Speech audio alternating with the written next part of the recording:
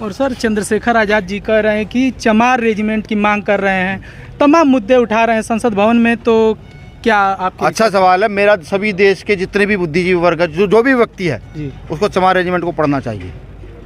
Sir Bhim army का मुख्य उद्देश्य क्या है? देखिए, भीम आर्मी का मुख्य उद्देश्य डॉक्टर बाबा साहब अम्बेडकर की विचारधारा को स्थापित करना। जी, बाबा साहब अम्बेडकर कहते थे, शिक्षा शेरनी का वो दूध है जो पिएगा वो धाड़ेगा। में और हमारे साथ भीम आर्मी के राष्ट्रीय अध्यक्ष माननीय विनय रतन सिंह जी हैं, और अब इनसे हम बात करेंगे कि मऊ में आने का क्या पर्पज रहा है। इनसे हम जानकारी लेने का प्रयास करेंगे। सर स्वागत है। शुक्रिया आपको। सर आज मऊ में आपका दौरा है, क्या रणनीति? भीम आर्मी आज़ाद समाज पार्टी परिवार के लोगों से मिलने आया हूँ जी, परिवार के लोगों में रणनीति नहीं होती, परिवार के लोगों में व्यवस्था बनाई जाती है। जी उस व्यवस्था के तहत मैं यहाँ पर आया था। मैंने यहाँ करके देखा भाई बहुत मजबूत स्थिति में हम लोग हैं। सर जिस तरह से माननीय चंद्रशेखर आज़ाद जी कह रहे हैं कि हमने संसद भवन का दरवाज़ा तोड़ दिया है, आप लोग तैयार हो जाइए संसद में एंट्री लेने के लिए, क्या आपके हिसाब से आपको नहीं लगता कि जो आप मांगे उन्होंने जाते ही 5 से 4 मिनट में उठाई हैं? जी, क्या 5 साल 10 साल 15 साल पिछले 20 सालों में मांगों कोई उठा पाया है? नहीं सर। तो इसी को संसद का दरवाज़ा तोड़ना कहता है कि जब संसद के अंदर गरीबों की, वंचितों की, शोषितों की, किसानों की बात होने लगे, महिलाओं की बात होने लगे, जब रोटी की बात होने लगे, तो संसद का दरवाज़ा उसको तोड़ना ही कहता है, और तोड़ दिया है। ठीक है, अभी आप देखिएगा आने वाले समय में, अभी आपकी उम्र आयु लंबी करे प्रकृति तथागत बुद्ध का आशीर्वाद रहे। आप जब 10 साल 15 साल बाद किसी का इंटरव्यू ले रहे होंगे, तो आप यहाँ खड़े होकर किसी MP का, MLA का, इन्हीं में से जी इंटरव्यू ले रहे होंगे, आप किसी मंत्री का इंटरव्यू ले रहे होंगे, उनसे ये सवाल पूछ रहे होंगे, तो वो भी आपको यही जवाब देते नजर आएंगे। सर भीम आर्मी का मुख्य उद्देश्य क्या है? देखिए, भीम आर्मी का मुख्य उद्देश्य डॉक्टर बाबा साहब अम्बेडकर की विचारधारा को स्थापित करना। जी, बाबा साहब अम्बेडकर कहते थे, शिक्षा शेरनी का वो दूध है जो पिएगा वो धाड़ेगा। उसी शिक्षा पर हम काम करें। जब भीम आर्मी की शुरुआत हुई थी, हमारी बहुत सारी पाठशालाएं थी, जी, सरकार ने बंद कराई, हमने फिर खोली, फिर बंद कराई, हमने उनको फिर से खोलना शुरू कर दिया। हम अपनी टीम को जगह जगह जा करके यही संदेश दे रहे हैं कि भाई पाठशालाएं खोलो, बच्चों को पढ़ाओ, ठीक, अपनी सिस्टम को, व्यवस्था को आगे बढ़ाओ। समता समानता की बात गुरु रविदास कहते थे, बुद्ध कहते थे, नानक, कबीर, अम्बेडकर, फूले, पेरियार, सबने जो समानता की बात कही है, उस समानता की विचारधारा को स्थापित करने का काम करो। और सर चंद्रशेखर आज़ाद जी कह रहे हैं कि चमार रेजिमेंट की मांग कर रहे हैं, तमाम मुद्दे उठा रहे हैं संसद भवन में, तो क्या आपके अच्छा सवाल है। मेरा सभी देश के जितने भी बुद्धिजीवी वर्ग है, जो भी व्यक्ति है, जी, उसको चमार रेजिमेंट को पढ़ना चाहिए। अगर चमार रेजिमेंट पढ़ने के बाद उनके दिल में दर्द ना हुआ, मैं ये कहता हूँ कि यहाँ के सवर्ण व्यवस्थावादी लोग भी, जिनमें इतनी रत्ती भर मानवता है, वो चमार रेजिमेंट पढ़ने के बाद वो ये खुद ये ना कहते कि इसका गठन दोबारा होना चाहिए। चमार रेजिमेंट को बैन क्यों किया गया, ये बड़ा सवाल है।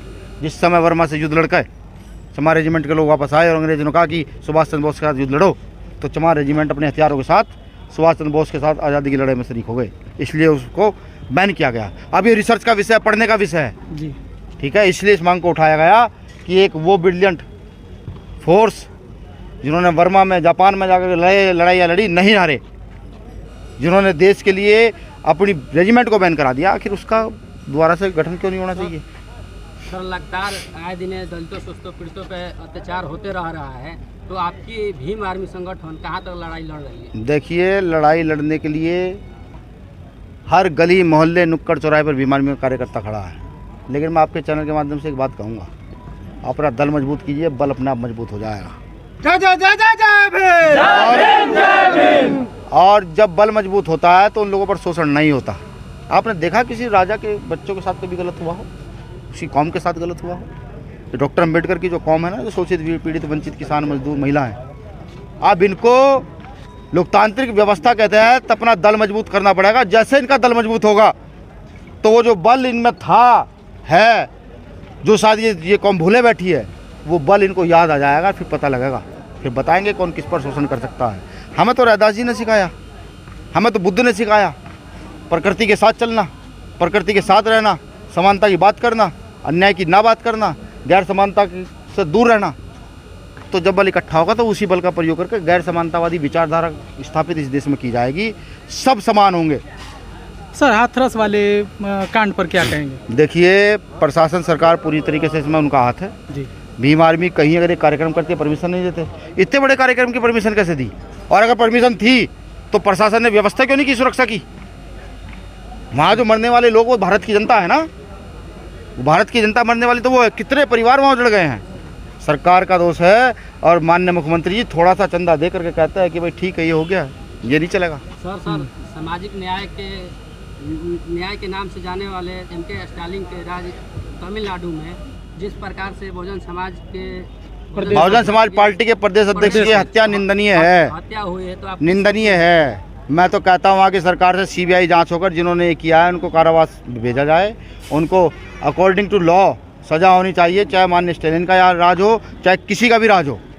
अगर किसी बहुजन समाज के व्यक्ति के साथ साथ किसी भी निर्दोष व्यक्ति की हत्या होती है तो इसमें सरकार का फेलियर होता है। सर, आपके जो पुराने साथी सुजीत सम्राट, राहुल नागपाल जैसे तमाम जो साथी थे छोड़ करके गए हैं। आप कैसे कहते हैं कि वो पुराने साथी हैं यार, वो तो अभी भी नए साथी हैं। बेचारे राहुल नागपाल जी भाई साहब के पास जा रहे हैं, लगातार इंटरव्यू ले रहे हैं। चलिए सर, चैनल में टाइम सबका स्वागत है।